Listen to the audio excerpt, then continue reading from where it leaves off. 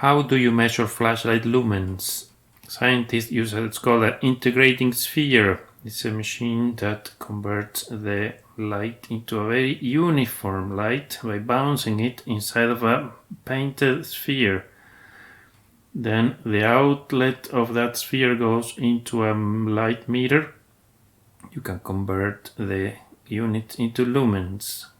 The paint is very important. It has to have a very high reflectivity. There are some in hardware stores that are pretty high reflectivity, so I got one of those paints and I painted a 3D printed sphere. I did like 4 or 5 coats, then I bolted it together.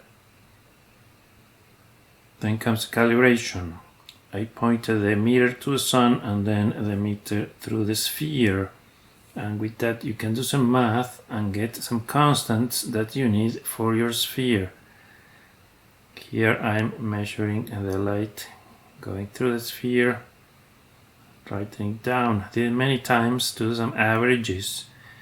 Once you have those calculations done, you can put a little base to hold the sphere exactly on top of the light meter, and a little holder for flashlights. That's also 3D printed, and then put the flashlight in the entry port there, and you can read the lux and convert to lumens. It's very easy.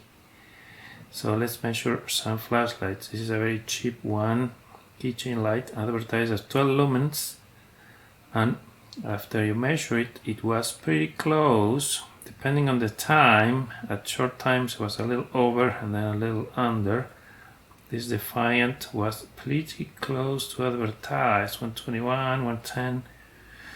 Now for other flashlights, I started getting some lower numbers. This could be that they are not as bright as advertised, or it can be that my measuring rig is not very precise because I use a very cheap light meter that's not calibrated.